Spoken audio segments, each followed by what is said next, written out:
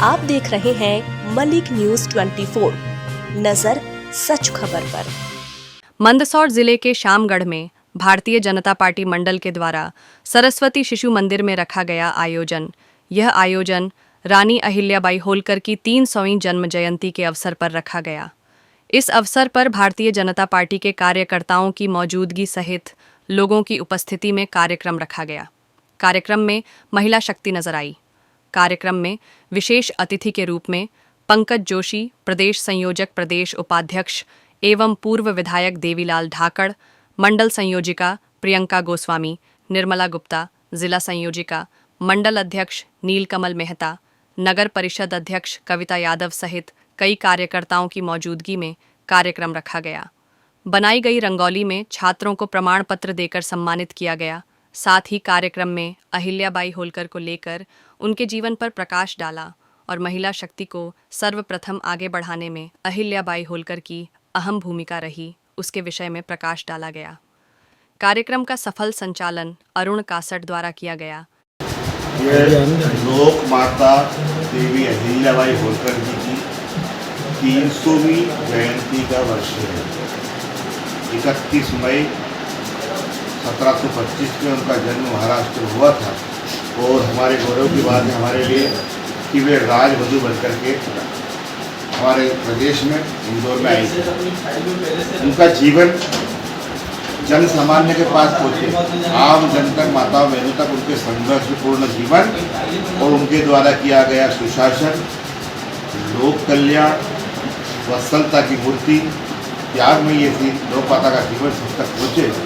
इस उद्देश्य के लिए भारतीय जनता पार्टी के केंद्र के राष्ट्रीय अध्यक्ष हमारे माननीय जगत प्रकाश नड्डा जी, हमारे प्रदेश अध्यक्ष माननीय विष्णुदत्त शर्मा जी के नेतृत्व में लोक माता का जीवन परिचय लेकर के हम गोष्ठियों के माध्यम से, अन्य अन्य प्रतियोगिताओं के माध्यम से गांव-गांव और मंडल तक पहुँच रहे हैं। उसी कार्यक्रम में आज यह गोष्ठी थी जिसमें लोक माता देवी अहिल्याबाई होलकर जी के जीवन के बारे में हमने कुछ चर्चा करी। उनका जीवन त्यागपूर्ण था, उनके चरित्र जिनको कहा गया है, पुण्य श्लोका उनके नाम के आगे लगता है, अर्थात ऐसा चरित्र, निर्मल चरित्र, ऐसे लोक माता का जीवन हमारे लिए अनुपूर्ण है।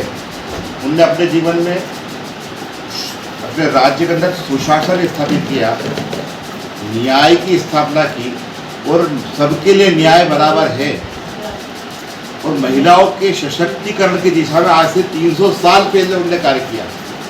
जिस समय अन्य राज्यों में, अन्य राष्ट्रों में, इंग्लैंड, जर्मनी, अमेरिका, इन सब में जब वोट देने का अधिकार नहीं था, आज अभी तो 1920 से 18 के बीच में मिला है सबको महिलाओं को वोट देने का अधिकार।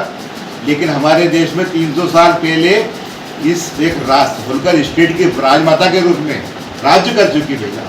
तो महिला सशक्तिकरण के देश में हमारा देश पीछे नहीं है, लेकिन विदेशियों ने इसको दुष्प्रचार करके ये कह रखा है कि हमारे देश में माताएं बहनें पिछड़ी हैं।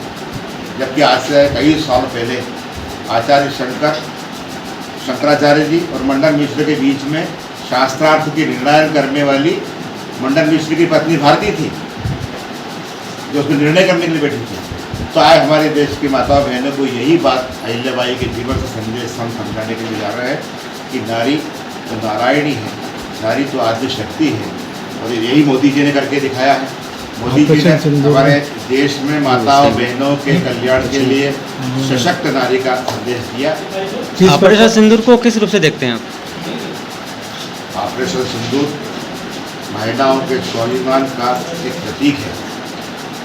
जिन आतंकवादियों ने हमारी बहनों के सिंदूर को उजाड़ने का प्रयास किया, भारत की सेना ने, भारत के जन समाज ने उसका बराबर उत्तर दिया है। हम भारतीय सेना को नमन करते हैं, भारतीय सेना के चरणों को प्रणाम करते हैं।